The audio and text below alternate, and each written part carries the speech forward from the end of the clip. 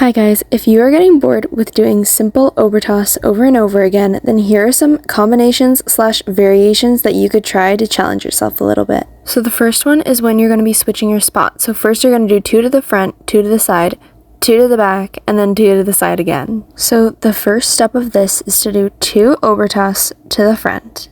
And on that last Obertas, at the last second, you're going to switch your spot to the side. So now you're going to add 2 to the side as well. So you're going to do 2 to the front and then 2 to the side. So now that you have that, you're simply going to do the same thing to the back and to the other side.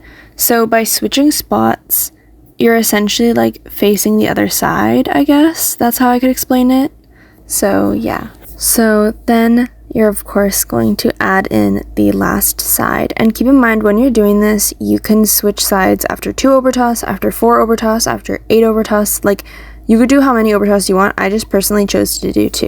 And now moving on to the next variation. So we're going to do 2 Obertas, and then we are going to do a double Obertas. A double Obertas is essentially just like doing 2 rotations before you put your foot down. So we're going to do 1, 2, and then 2 rotations. I definitely still need to work on this variation. I'm a little bit rocky at it, but the biggest thing with this combination is just practicing. Since you already know how to do Obertas, it's not super complicated, but still practice.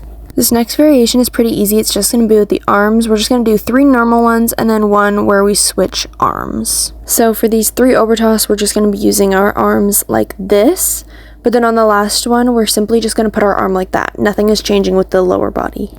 So now if we combine the arms and legs together, this is how it should look. With all of these variations, the most important thing is to practice, so just make sure you're doing that and you should be getting it in no time. Anyways, thank you guys for watching. Bye.